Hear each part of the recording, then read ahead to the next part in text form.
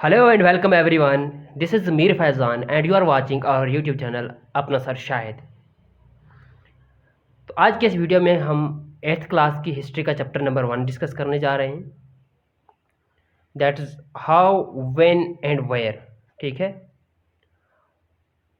How means कैसे, when कब, and where और कहाँ। ठीक है, तो पहला टॉपिक इसका रहता है हाउ इम्पॉर्टेंट आर डेट्स।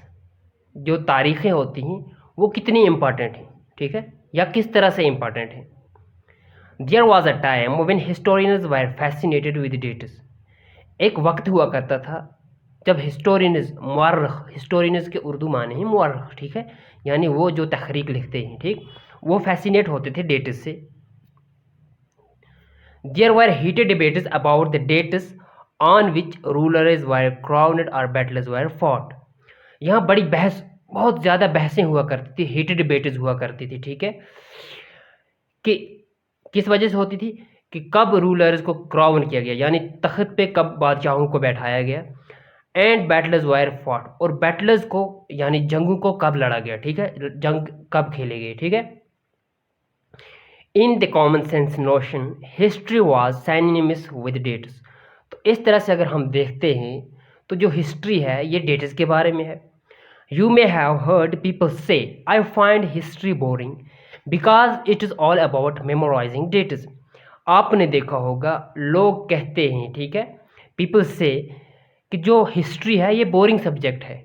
क्यों बोरिंग सब्जेक्ट है? क्योंकि इसमें मेमोराइज करनी पड़ती हैं डेट्स, डेट याद रखनी पड़ती है, तारीखें याद रखनी पड़ती हैं, इसीलिए हिस्ट्री एक बोरिंग सब्जेक्ट है। History is certainly about changes that ओकर ओवर टाइम। हिस्ट्री क्या है? ये चेंजेस के बारे में है, ठीक है, जो वक्त गुजरने के साथ साथ आती हैं, यानी ये तब्दीलियों के बारे में है जो वक्त गुजरने के साथ साथ आती हैं। It is about finding out how things were in the past and how things have changed. इसमें हमें ये मालूम होता है, हिस्ट्री में ये मालूम होता है कि गुजरे हुए दौर में, ठीक है, पास्ट में किस तरह से चीज़ें थी, ठीक है, और अब वो तब्दील होके, चेंज होके किस तरह से हो गई हैं। As soon as we compare the past with the present, we refer to time we talk of before and after. जितना जल्दी हम कंपेयर करते हैं पास्ट को प्रेजेंट से, गुजरे हुए ज़माने को प्रेजेंट ज़माने से, ठीक है, जो वक्त चल रहा है, तो हम इसमें टाइम को ले आते हैं, वक्त को ले आते हैं, ठीक है। हम या पहले की बात करते हैं या तो बाद में, उसके बाद में की बात करते हैं, ठीक है। Living in the world we do not always ask historical questions about what we see around अस।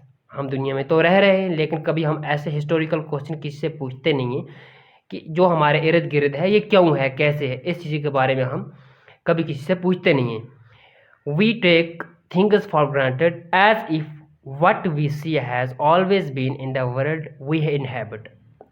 तो हमें चीज़ें बनी बनाई हुई मिली हैं, ठीक है, हमें ग्रांट हुई चीज़ें हमें ऐसे ही मिली हैं, ठीक है, जो चीज़ों को हम, जिन चीज़ों को हम इनहैबिट कर रहे हैं, ठीक है। But most of us have our moments of wonder, ठीक है, लेकिन बहुत सारे ऐसे हैं जिनको लम्हे फिक्रियात आते हैं, ठीक है, उनको फिक्र होती है। मोमेंट्स ऑफ वंडर हो गए लम्हे फिक्रियात। व्हेन वी आर क्यूरियस, जब वो क्यूरियस हो जाते हैं हम, and we ask question that actually are historical, और हम कुछ ऐसे क्वेश्चन, ऐसे सवालात जगाते हैं जो कि एक्चुअली हिस्टोरिकल होते हैं, ठीक है, तहरीक से जुड़े हुए होते हैं, तहरीर से जुड़े हुए होते हैं, ठीक है। Watching someone sip a cup of tea at a roadside tea stall, you may wonder, ठीक है, वाचिंग हो गया देखना। जब आप किसी बंदे को देखते हो कि उसके हाथ में एक कप ऑफ टी है, ठीक है, और वो रोड साइड में एक टी स्टॉल पे बैठा हुआ है, तो आप वंडर होते हो, ताज्जुब हो जाते हो ये देख के, ठीक है। When did people began to drink tea और कॉफ़ी? तो आप ये सोचकर ताज्जुब हो जाते हो कि कब से ये कॉफ़ी या कि टी या कि चाय पीनी शुरू हुई होगी, ठीक है, जो लोग पी रहे हैं। Looking out of the window of a train you may ask yourself. अब जब आप अपनी खिड़की से बाहर देखते हो तो आपको एक ट्रेन नज़र आती है, तो अपने आप से आप एक सवाल करते हो, when were railways built and how did people travel long distances before the age of the railway. तो आप ये क्वेश्चन करते हो कि रेलवे कब बिल्ट हुआ होगा, ठीक है, कब बनाया गया होगा, और रेलवे बनाने से पहले जो लोग हैं वो कैसे ट्रेवल करते थे, लॉन्ग डिस्टेंस यानी लंबी लंबी सफ़र, ठीक है, लंबे सफ़र, ठीक, जब तक कि रेलवे इंट्रोड्यूस नहीं हुआ था। Reading the newspaper in the morning you may curious to know how people got to hear about things before newspaper begin to be printed.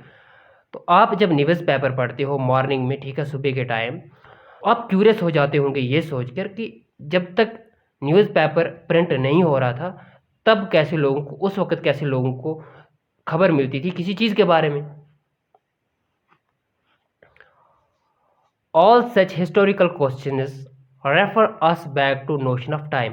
जो ये सारे हिस्टोरिकल क्वेश्चन है ना, ये हमें ले जाते हैं टाइम की ओर। But time does not have to be always precisely dated in terms of particular year और अ मंथ, ठीक है, लेकिन हमें एक काम करना चाहिए, टाइम को सिर्फ पर्टिकुलरली एक ईयर के साथ यानी एक साल के साथ या कि एक महीने के साथ, मंथ के साथ नहीं जोड़ना चाहिए, क्योंकि जो चीज़ें होती हैं आदि ये बहुत सारे सालों में या बहुत सारे महीनों में आई होती हैं, ठीक है, देखने को मिली होती हैं, या कि हम ऐसे भी कह सकते हैं। Sometimes it is actually incorrect to fix precise dates to process that happen over a period of time. तो कभी ऐसा हो जाता है, ये इनकरेक्ट होगा कहना, ठीक है, ये गलत होगा कि हम फिक्स कर देते हैं किसी प्रोसेस के साथ एक डेट को, ठीक है, जो कि एक लंबे समय, टाइम के एक लंबे समय में होती है, ठीक है। People in India did not begin drinking tea one fine day. जैसे कि हम देखते हैं जो हिंदुस्तान के लोग हैं उन्होंने एक ही दिन में चाय पीने शुरू तो नहीं की होगी, धीरे धीरे से इसका टेस्ट इन्होंने डेवलप किया होगा। They developed a test for it over time. उन्होंने वक्त गुजरने के साथ साथ इसका टेस्ट क्या किया है, डेवलप किया है। There can be no one clear date for a process such as this. तो ऐसे काम के लिए, ऐसी चीज़ के लिए, ठीक है, कोई एक फिक्स्ड डेट हमारे पास नहीं होनी चाहिए।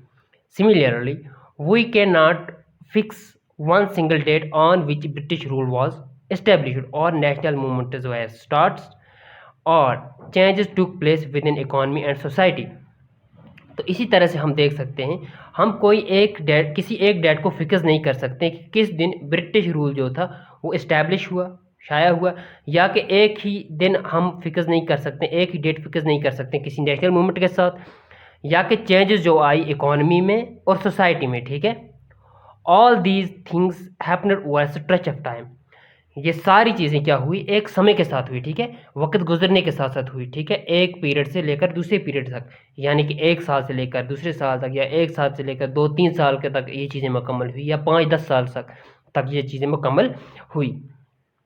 We can only refer to span of time. इसमें हम कह सकते हैं एक स्पैन ऑफ टाइम, ठीक है, एक वक्त जिसमें काफ़ी सारे ईयर आते हों, ठीक है, इस तरह का हम कह सकते हैं, काफ़ी सारे मंथ्स आते हों। An approximate period over which particular changes became visible. एक अप्रॉक्सीमेट पीरियड के बारे में कह सकते हैं जिसमें कि चेंजेस विजिबल हुई, ठीक है। जैसा कि मैं आपको एक एग्जांपल देता हूँ, फ्रीडम मूवमेंट कब से स्टार्ट हुई और कब जाके आज़ाद हुआ हिंदुस्तान, तो इसमें बहुत सारा टाइम आता है, ठीक है।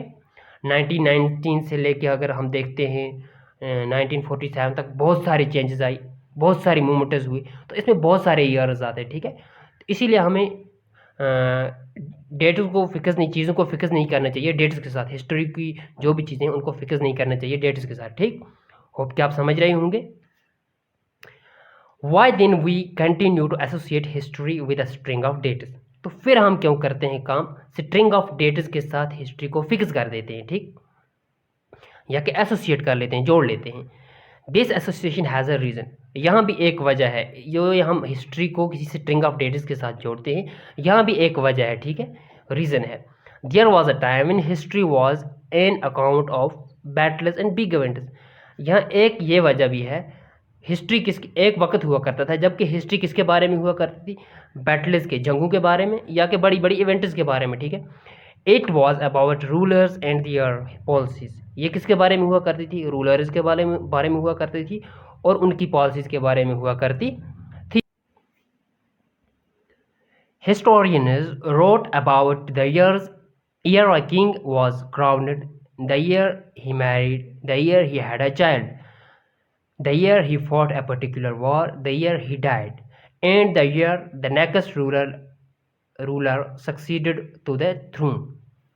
तो क्या होता है, हिस्टोरियन जो होते थे वो लिखते थे किसके बारे में, कि किंग कब बना, ठीक है, यानी किंग को तख्त पे कब बिठाया, क्राउन कब किया, द ईयर ही मैरिड, किस साल उसने शादी की, the year he had a child, और किस साल उसको एक बच्चा हो गया, ठीक है, the year he fought a particular war, किस साल में उसने एक पर्टिकुलर वार खेला, एक जंग खेली, ठीक है, जंग लड़ी, द ईयर ही डाइड, और कौन से साल में वो मर गया, ठीक है, the year the next ruler succeeded to the throne, और एक और नया साल जिसमें एक नया रूलर जो है उसने थ्रोन को सक्सेस किया, ठीक है, यानी वो तख्त पे बैठा।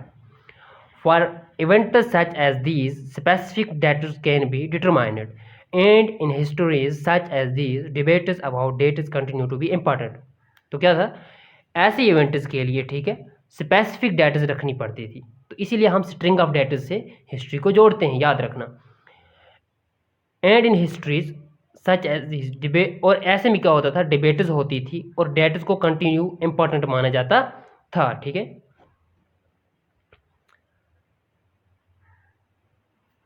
As you have seen in the history textbook of past 2 years, historians now write about a host of other issues and other questions।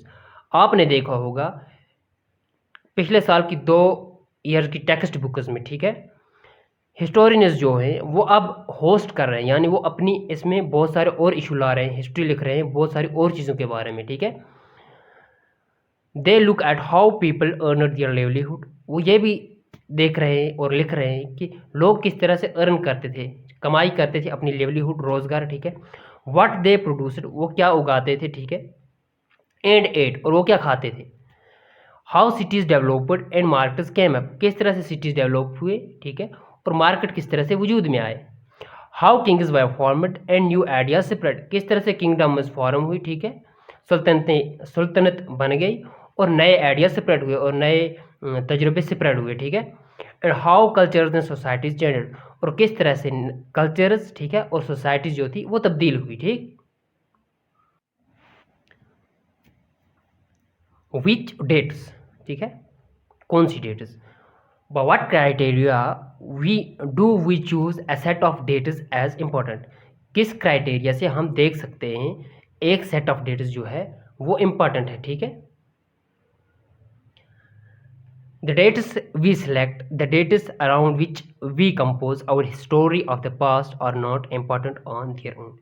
अब वो डेट्स जो हम सेलेक्ट करते हैं, ठीक है, जिसके अराउंड हम कंपोज करते हैं हिस्ट्री पास्ट की, ठीक है, वो अपने आप में इम्पॉर्टेंट नहीं होती, वो डेट्स इंपॉर्टेंट नहीं होती, उन डेट्स को कोई चीज़ें इंपॉर्टेंट बनाती हैं, ठीक है, कोई इवेंट्स इंपॉर्टेंट बनाती हैं। अब देखते हैं क्या बनाती हैं। They became vital because we focus on a particular set of events as important. तो इनके पीछे कुछ इवेंट्स होती हैं, ठीक है, तो जिस वजह से ये डेट्स बहुत ही इंपॉर्टेंट हो सकती हैं, ठीक है। जिस तरह के 1947 की अगर हम बात करते हैं, ठीक है, तो ये डेट हमारे लिए क्यों इम्पोर्टेंट है, क्योंकि at the same date at the same year in the same year हमारा जो इंडिया था वो आज़ाद हो गया। सिमिलर यहाँ केस है। तो डेट्स इंपॉर्टेंट इसलिए हैं क्योंकि उन डेट्स पर कुछ न कुछ बहुत ही इंपॉर्टेंट इवेंट हुई है। If our focus of study change, if we begin to look at new issues, and new set of dates will appear significantly. अगर हम अपना फोकस चेंज करते हैं, हम किसी और चीज़ की तरफ फोकस लेते हैं, ठीक है, स्टडी का फोकस जो है चेंज करते हैं और नए इश्यूज़ की तरफ अगर हम तरफ देखते हैं, ठीक है, उनकी तरफ अपना फोकस करते हैं और नया सेट ऑफ डेट्स निकल जाएगा हमारे सामने। कॉन्सिडर एन एग्जाम्पल, एक एग्जाम्पल लेते हैं। In the histories written by British historians in India, the rule of each governor general was important. तो हमने एक एग्जाम्पल ली, एक एग्जाम्पल कंसिडर की। जो हिस्ट्री किसने लिखी है, ब्रिटिश हिस्टोरियंस ने, ठीक है, अंग्रेज़ हिस्टोरियंस ने लिखी है, ठीक है, हिंदुस्तान में। तो उनके लिए हर गवर्नर जनरल का रूल जो था वो बहुत ही इम्पोर्टेंट था, खास था। These histories begin with the rule of first governor general Warren Hastings and ended with the last viceroy Lord Mountbatten. अब जो इनकी हिस्ट्री है वो कहाँ से स्टार्ट हुई है, फर्स्ट गवर्नर जनरल, ये याद रखना, ये ऑब्जेक्टिव भी आ सकता है, ठीक है, who is the first governor general of India, लेकिन ब्रिटिश, ठीक। तो वो कौन था, वारन हास्टिंग था। ये यहाँ से शुरू होती है इनकी हिस्ट्री और एंड कहाँ से होती है, लॉस्ट वायसराय तक, ठीक है। लॉस्ट वायसराय कौन था, लॉर्ड माउंटबेटन। ये क्वेश्चन आपसे पूछा जा सकता है ऑब्जेक्टिव टाइप में, ठीक है। In the separate chapters we read about the idea of others. तो सेपरेट चैप्टर्स में हम रीड करेंगे डीड्स ऑफ अदर्स, बाकी जो गवर्नर जनरल्स थे या कि बाकी जो वाइस राज थे, ठीक है, उन्होंने क्या कुछ अचीव किया, ठीक है, उसके बारे में हम आगे बढ़ते हैं। Hasting, Wellesley, Bentinck, Dalhousie, Canning, Lawrence, Lytton, Ripon, Curzon, Hardings, Irwin, ठीक है, ये कुछ गवर्नर जनरल्स थे और वाइस रॉयज थे, ठीक है। It was a seemingly never ending succession of governor generals and viceroys. तो ये ऐसा था कि जो लग रहा था कि एक के बाद एक सक्सीड कर रहा है, ठीक है, एक के बाद एक गवर्नर जनरल आ रहा है या एक के बाद एक वाइस रॉय आ रहा है, ये ऐसा लग रहा था ये कभी ख़त्म होने वाला सिलसिला नहीं है। All the dates in these history books were linked to these particular personalities। अब सारी डेट्स जो थी हिस्ट्री में, ब्रिटिश हिस्ट्री में याद रखना, लेकिन ब्रिटिश हिस्ट्री की बुक्स में, ठीक है, वो लिंक्ड थी इन ही पर्सनैलिटीज़ के साथ, ठीक, टू दियर एक्टिविटीज़, इनकी एक्टिविटीज़ के साथ, पॉलिसीज़, इनकी पॉलिसीज़ के साथ, इनकी अचीवमेंट्स के साथ। It was as if there was nothing outside their lives that was important for us to know. ऐसा लग रहा था कि इनकी लाइव्स से यानी इनकी जिंदगानियों से बाहर कोई चीज़ भी इम्पॉर्टेंट नहीं थी हमारे लिए, ठीक है, जो कि हम जानते हैं। The chronology of their lives marked the different chapters of the history of British India. अब इनकी जो क्रोनोलॉजी आई तो इसने इनकी लाइव्स के बारे में हमें बताया, ठीक है, जिसकी वजह से हमने बहुत सारे चैप्टर्स हिस्ट्री के बनाए, ब्रिटिश हिस्ट्री, ठीक है। ब्रिटिश ने इंडिया में क्या किया, ठीक है, कौन सी अचीवमेंट्स की, कौन सी पॉलिसीज़ अपनाई, कौन सी एक्टिविटीज़ की, ठीक है, हर एक गवर्नर ने अलग अलग पॉलिसी अपनाई, अलग अलग अचीवमेंट्स की, अलग अलग एक्टिविटीज़ की, ठीक। Can we not write about the history of this period in different way. क्या हम इस पीरियड की हिस्ट्री को एक डिफरेंट वे में नहीं लिख सकते थे, क्योंकि इन्होंने तो सिर्फ यहाँ अंग्रेज़ों के गवर्नर्स के बारे में लिखा, वाइसराज के बारे में लिखा, उनकी अचीवमेंट्स के बारे में लिखा, उनकी पॉलिसीज़ के बारे में लिखा, लेकिन पब्लिक के बारे में तो कुछ नहीं लिखा, ठीक। How do we focus on the activities of different groups and classes in Indian society within the format of this history of governor generals. तो हम किस तरह से फोकस करेंगे एक्टिविटीज़ ऑफ डिफरेंट ग्रुप्स, बहुत सारे ग्रुप्स हैं, उनकी एक्टिविटीज़ पर किस तरह से फोकस करेंगे, ठीक है। जैसे सोशल एक्टिविस्ट्स होते थे, ठीक है, फ्रीडम फाइटर्स होते थे, उनके बारे में इन्होंने अच्छी तरह से नहीं लिखा। और बहुत सारे क्लासेस होते थे, ठीक है, इंडियन सोसाइटी में, तो उनके बारे में हम किस तरह से जानेंगे, जबकि ये हिस्ट्री सारी उन्होंने गवर्नर जनरल्स और वाइसराज के बारे में लिखी है। व्हेन वी राइट हिस्ट्री और story we divide it into chapters. तो जब हम हिस्ट्री लिखते हैं या कि एक स्टोरी लिखते हैं, हम उसको तकसीम करते हैं चैप्टर्स में। Why do we do this, हम ऐसा क्यों करते हैं जब हम हिस्ट्री लिखते हैं या कि स्टोरी लिखते हैं, फिर उसको चैप्टर्स में डिवाइड करते हैं। It is to give each chapter some coherence. तो इसका मकसद ये होता है कि हर एक चैप्टर को एक कोहेरेंस दी जाती है, ठीक है, इंपॉर्टेंस दी जाती है और उनको जोड़ा जाता है आपस में, ठीक है। It is to tell a story in a way that makes some sense and can be followed. तो इसमें एक स्टोरी एक बनाई जाती है, एक स्टोरी की तरह से इसको पेश किया जाता है जिसमें कुछ सेंस भी हो, ठीक है, और एक चैप्टर को दूसरा चैप्टर फॉलो कर रहा हो, ठीक है। जैसा कि एग्जांपल मैं आपसे कहता हूँ, ऐसा नहीं है कि पहले बंदा जवान होता है और फिर बच्चा बन जाता है। पहले बच्चा होता है, फिर उसकी हिस्ट्री होगी, फिर जवान होता है, फिर उसकी हिस्ट्री होगी, फिर बूढ़ा होता है, उसकी हिस्ट्री होगी। सिमिलर केस यहाँ भी होता है, ठीक है। हिस्ट्री को इसके स्टेप्स फॉलो करने पड़ते हैं, इस तरह से हिस्ट्री लिखी जानी चाहिए। तो ये एक स्टोरी जुड़ने वाली होती है, ठीक है, जब इस तरह से लिखेंगे। जैसे कि पहले यहाँ अंग्रेज़ आए, उन्होंने पहले यहाँ बिज़नेस स्टार्ट की थी, ठीक है, फिर आते आते उन्होंने अचीवमेंट्स हासिल की, ठीक है, और धीरे धीरे से वो क्या बन गए, फिर रूलर बन गए। तो अगर हम पहले ही लिखेंगे वो रूलर बन गए और फिर कहेंगे उन्होंने बिजनेस स्टार्ट किया, it will not be suitable, ठीक है। In the process we focus only on those events that help us to give shape to the story we are telling. तो इस प्रोसेस में क्या होता है, अब इसको चैप्टर डिवाइड करने की प्रोसेस में क्या होता है, हम फोकस करते हैं उन इवेंट्स पे जो हमें हेल्प करती हैं हमारी स्टोरी बोलने में, ठीक है। In the histories that revolve around the life of British Governor General, the activity of Indian simply do not fit. They have no space. तो जो हिस्ट्री किसने लिखी है, ब्रिटिश हिस्टोरियंस ने लिखी है इंडिया में, जो कि किनके लाइफ के बारे में लिखी है, ब्रिटिश गवर्नर जनरल्स के बारे में लिखी है, उनकी एक्टिविटीज़ के बारे में लिखी है। वो सिंपली इंडियंस के लिए फिट नहीं हो रही है, ठीक है, और उसमें हिंदुस्तानियों के लिए कोई जगह नहीं है। What then do we do, तो हमें क्या करना है, ठीक है, clearly we need another format for our history. तो इस तरह से हमें अपना फॉर्मेट एक ज़रूरत है अपनी हिस्ट्री के लिए। This would mean that the old dates will no longer have the significance they earlier had. तो इस तरह से क्या होता है, जो ओल्ड डेट्स जो गवर्नर जनरल्स की अचीवमेंट्स के बारे में थी, ठीक है, इन्होंने क्या क्या पॉलिसीज अपनाई थी, वो जो डेट्स थी वो अब इम्पोर्टेंट नहीं रहती इतनी जितनी कि हमारे लिए हमारी हिस्ट्री इंपॉर्टेंट रहती है। A new set of dates will become more important for us to know।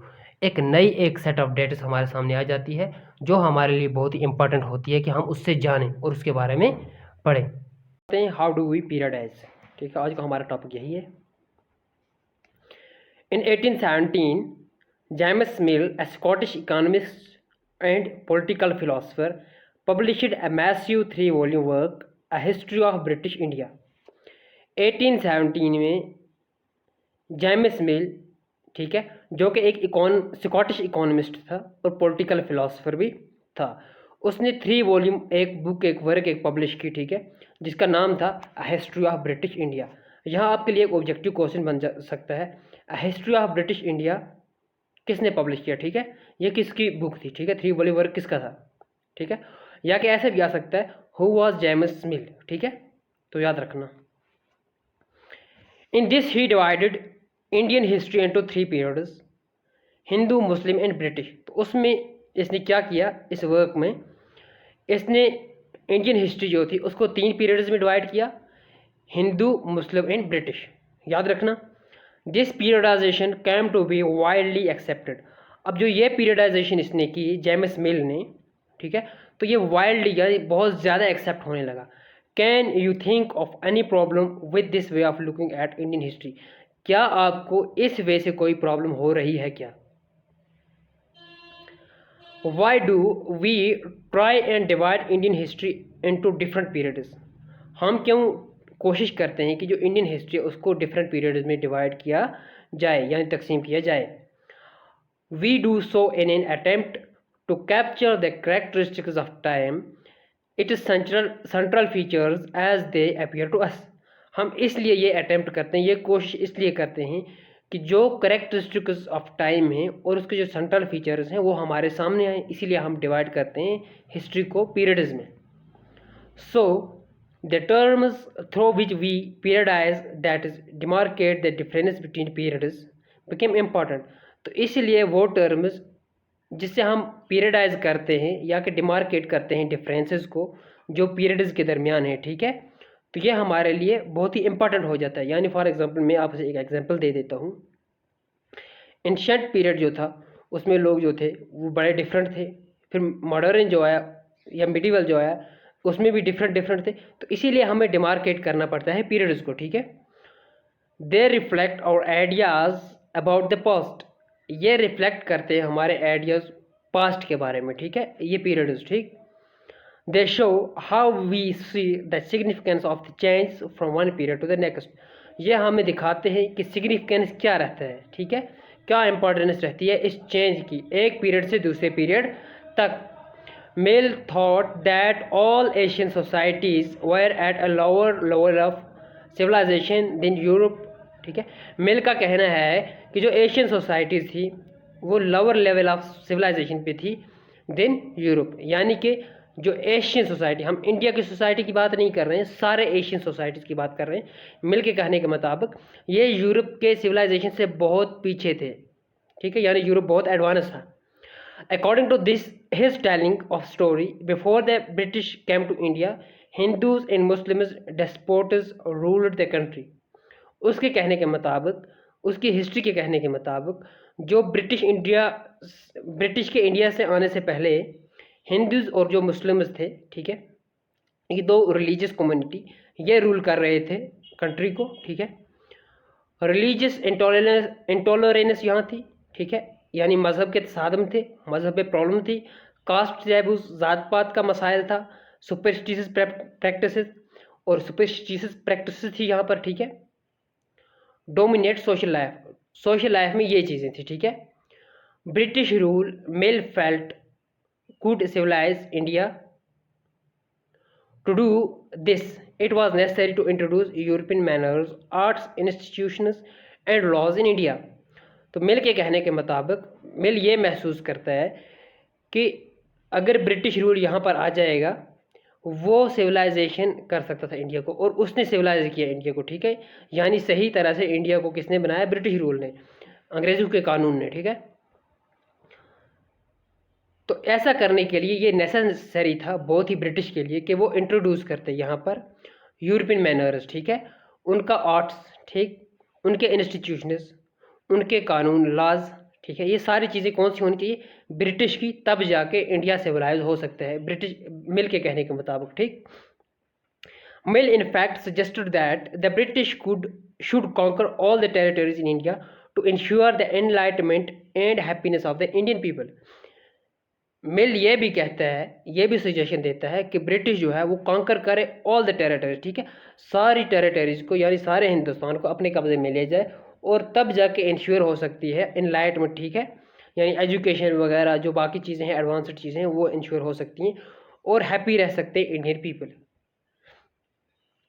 For India was not capable of progress without British help. तो इस तरह से ये कह रहा है ब्रिटिश की हेल्प के बिना जो इंडिया है वो प्रोग्रेस बिल्कुल नहीं कर सकता है, ठीक है।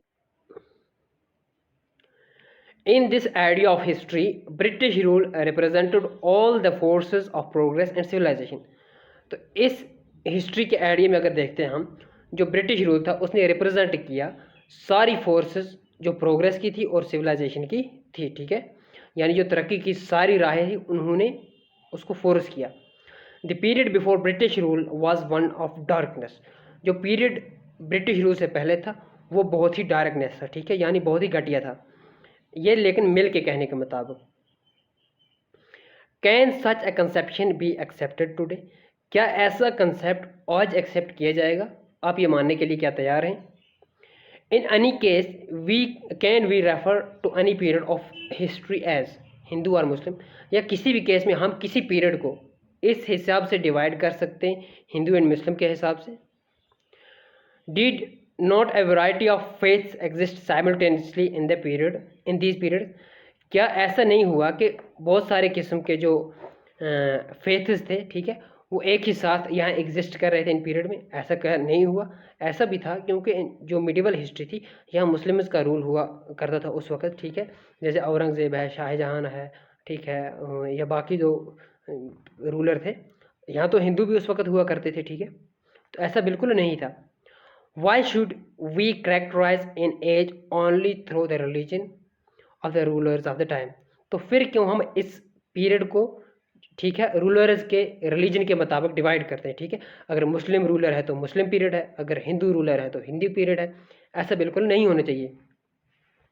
To do so is to suggest that the lives and practices of the others do not really matter.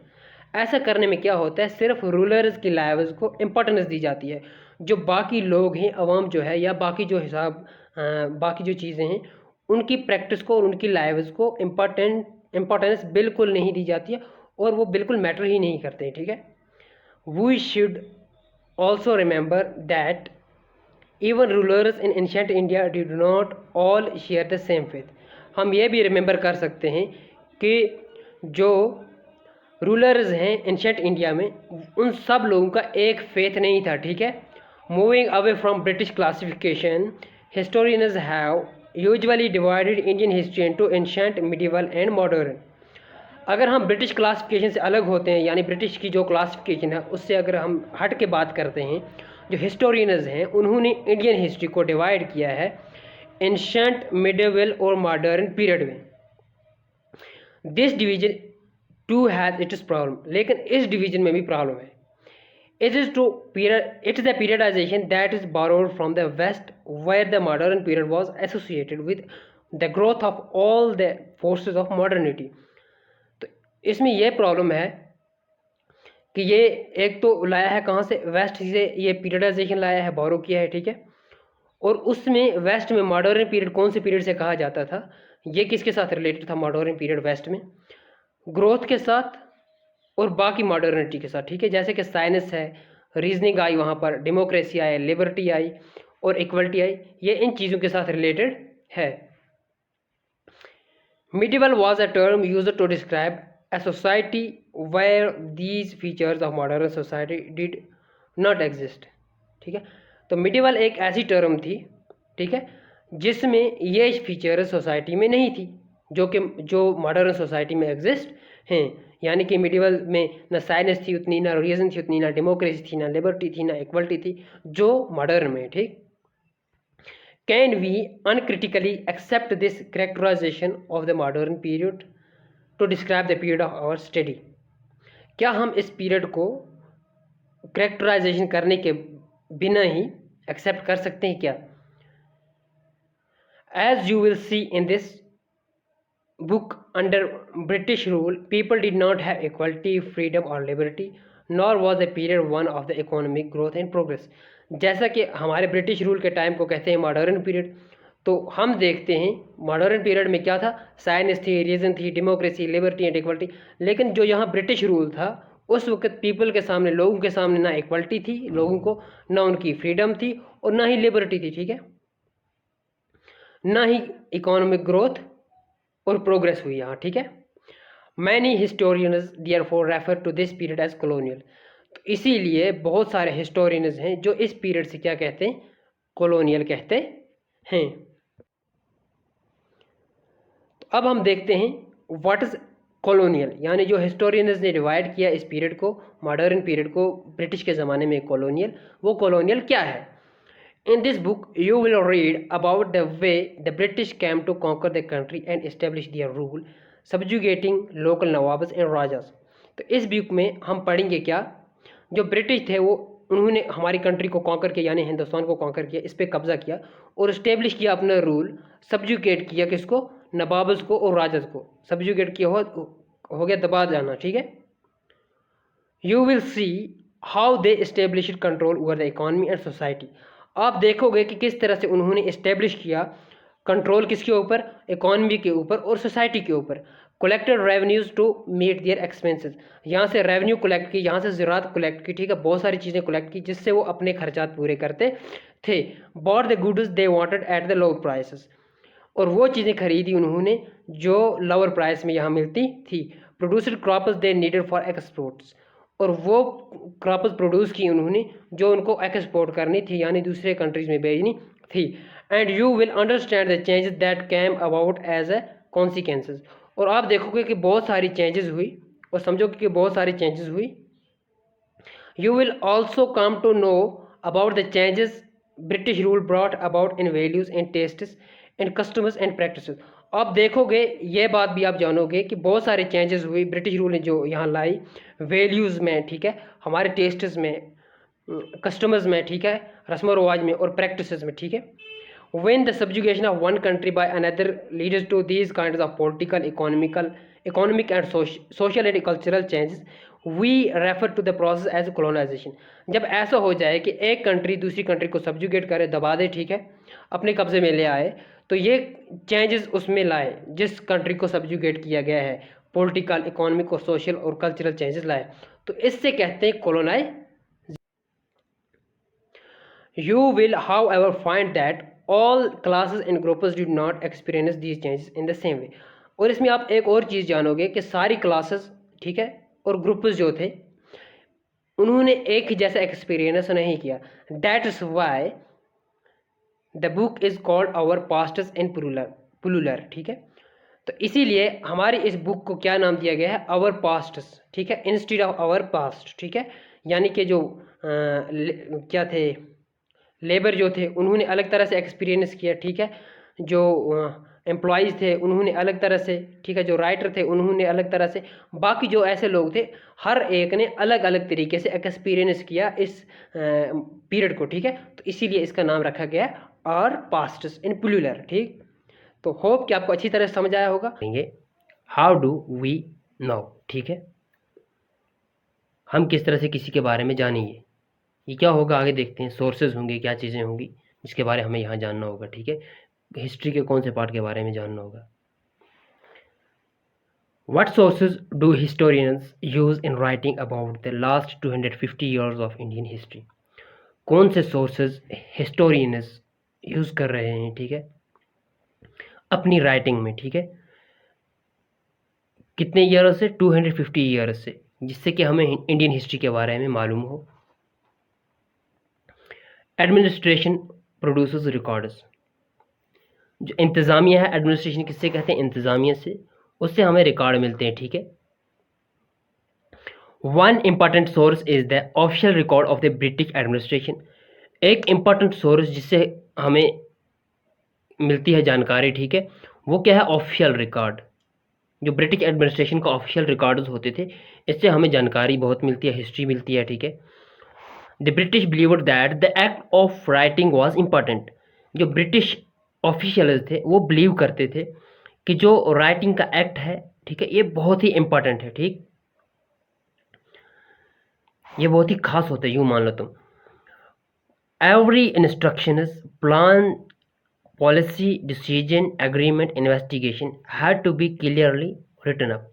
Her instruction, ठीक है, हर हदायत, इंस्ट्रक्शन, ठीक है, हर प्लान, हर पॉलिसी, ठीक है, हर डिसीजन, हर फैसला जो होता है, हर एग्रीमेंट, ठीक है, हर इन्वेस्टिगेशन, ठीक है, ये सारी जो चीज़ें हैं ये क्लियरली राइट की गई होती थी इनके डॉक्यूमेंट्स में।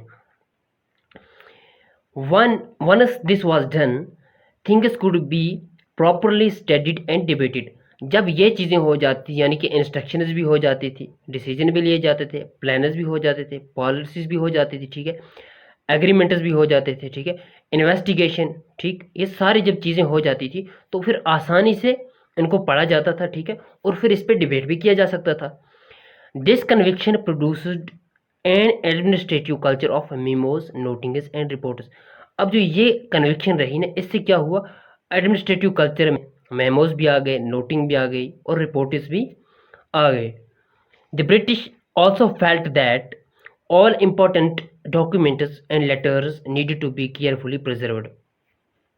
ब्रिटिशर्स ये फील करते थे कि सारे इंपॉर्टेंट डॉक्यूमेंट्स जो भी होते थे, ठीक है, कागजात जो भी होते थे या लेटर्स होती थी जो भी, वो ज़रूरी और केयरफुली प्रिजर्व करके रखनी चाहिए, यानी वो संभाल के रखने चाहिए। So they set up record rooms attach to all administrative institutions. तो इसलिए वो क्या करते थे?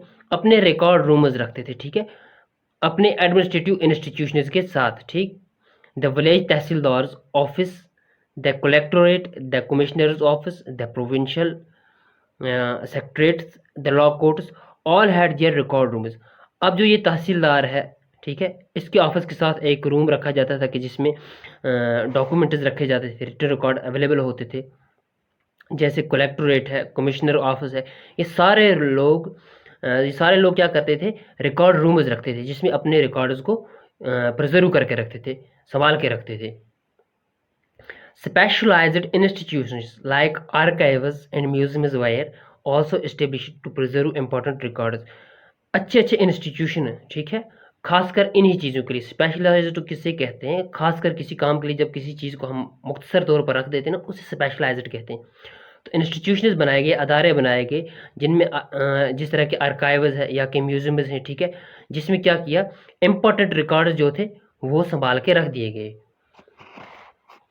Letters and memos that moved from one branch of the administration to another in early years of 19th century can still be read in the archives।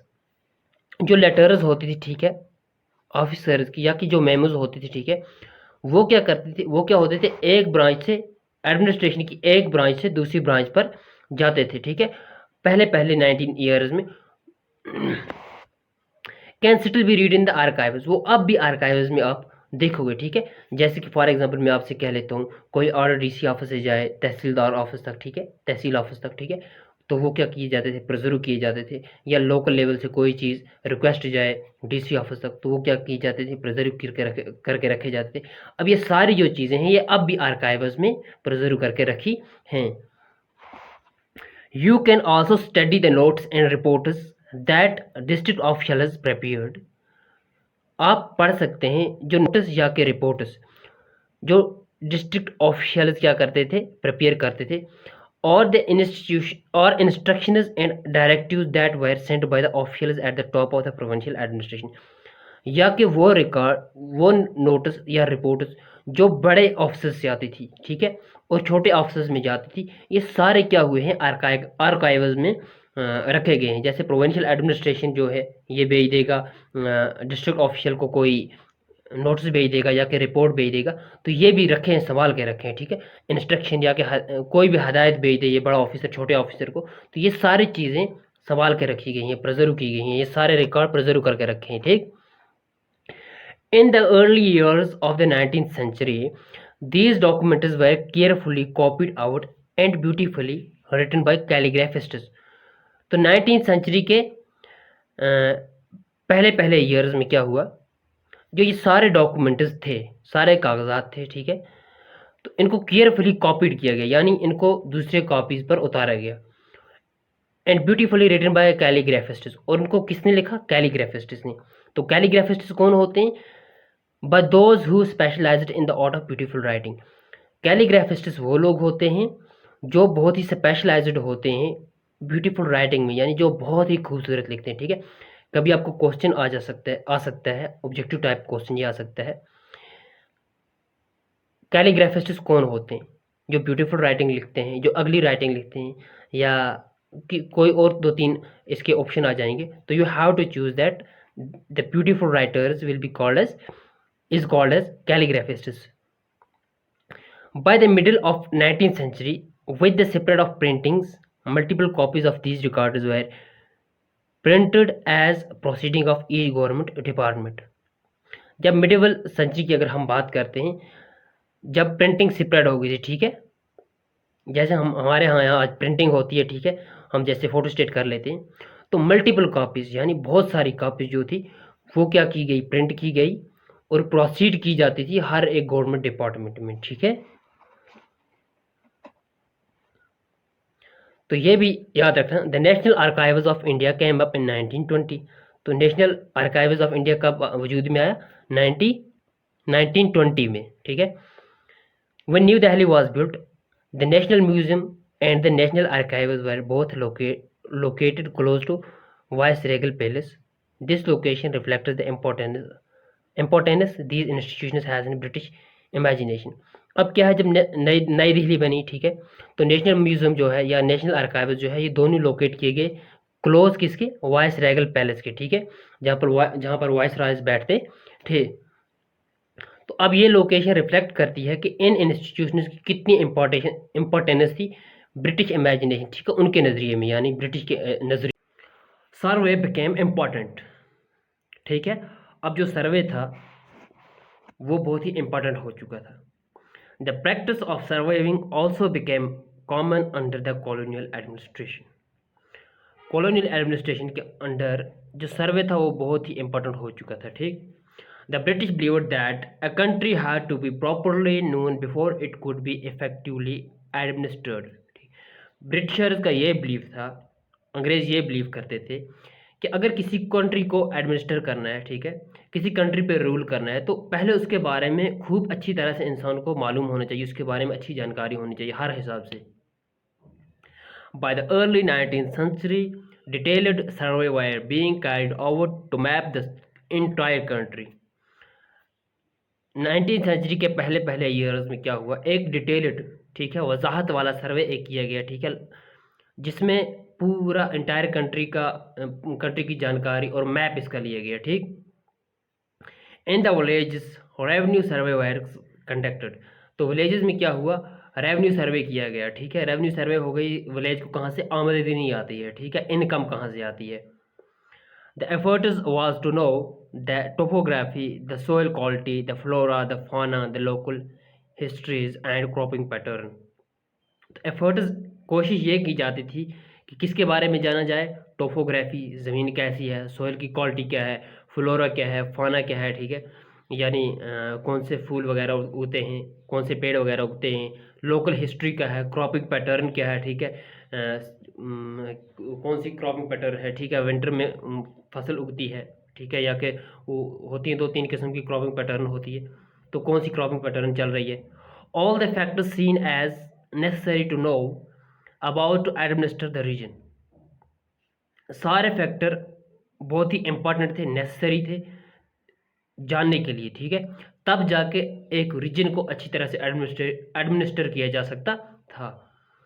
From the end of the 19th century census operations were held every 10 years, ठीक है।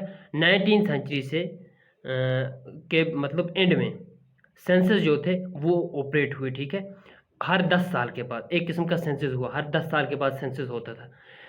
These prepared detailed records of the number of people in all the provinces of India, noting information on castes, religion and occupation। तो इन census में क्या होता था, हिंदुस्तान के हर province, जैसे आजकल स्टेट्स हैं, यहाँ यूटीज हैं, उस वक्त में प्रोविंसेस हुआ करते थे, तो सारी इंफॉर्मेशन ली जाती थी कास्ट्स की, ठीक है, ज़ात किसकी क्या है, कौन से गांव में कौन सी ज़ात हैं, ठीक है, कौन सी कास्ट्स हैं वगैरह वगैरह, रिलीजन कौन सा है, ऑक्यूपेशन क्या है, इन सब चीज़ों की एक डिटेल ली जाती थी। There were many other surveys, और भी बाकी सर्वे होते थे, जैसे कि बॉटनिकल सर्वे है, जूलॉजिकल सर्वे है, आर्कियोलॉजिकल सर्वे है, एंथ्रोपोलॉजिकल सर्वे है, फॉरेस्ट सर्वे है, ये सारे सर्वे लिए जाते थे। What official record do not tell, official records हमें क्या नहीं बताते थे।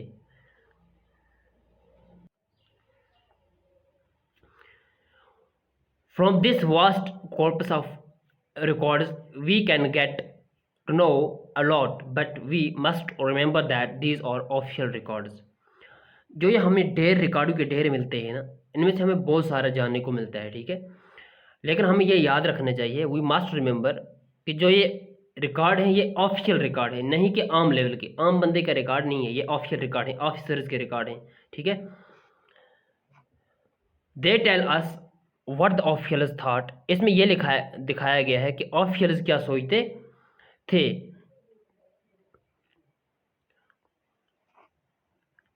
What they were interested in and what they were wished to preserve for prosperity, वो किस में इंटरेस्टेड थे, उनका उनकी लगन किस में थी, ठीक है, उनका क्या कहेंगे चाहत किस में थी, ठीक, और वो क्या उनको किस में प्रॉस्पेरिटी मिलती थी, ठीक है।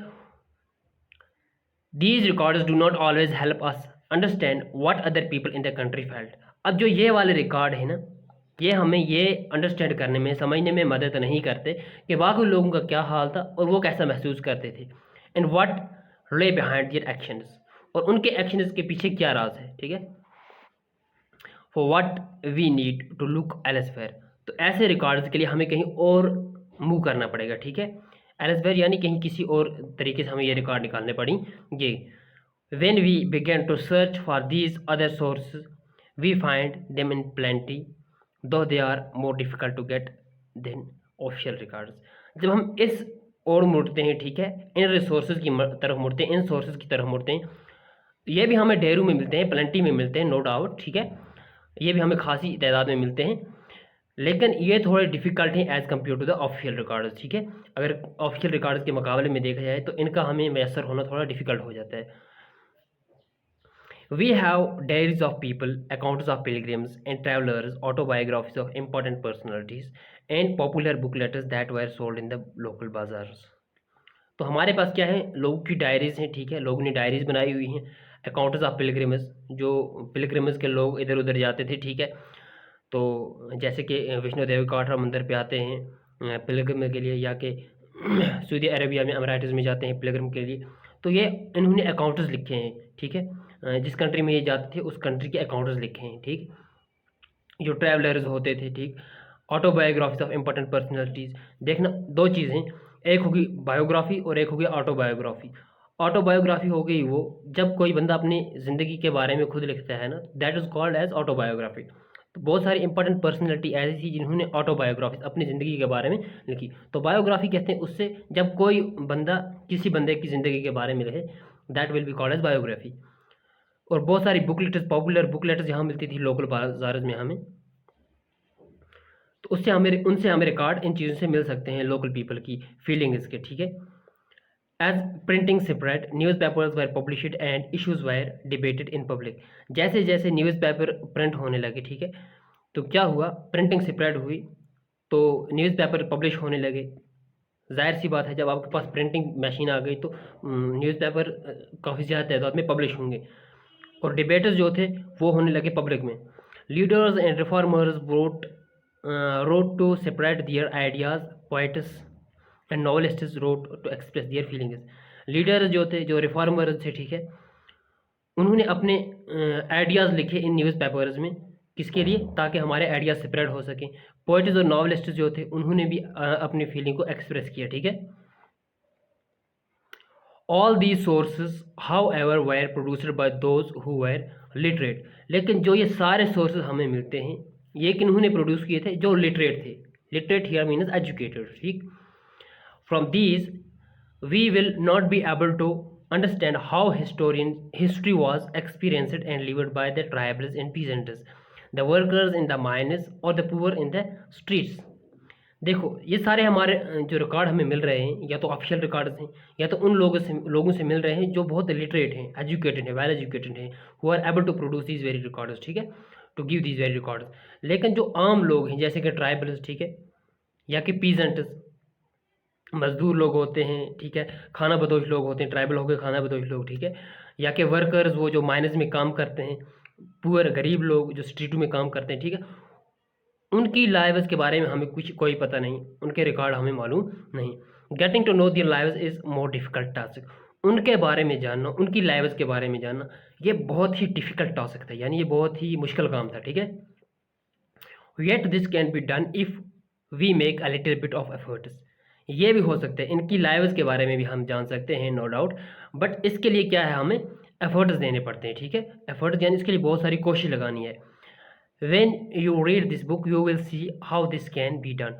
आप जब ये बुक पढ़ोगे तो आपको मालूम हो जाएगा कि ये किस तरह से हो सकता है कि आप जो ये downtrodden section of the society थी, जिसमें पीजेंट्स आते थे, ट्राइबल्स आते थे, या कि पुअर पीपल आते थे, उनके बारे में आप किस तरह से जान सकते हो। तो यहाँ पर एक हमें सोर्स एक दिया है,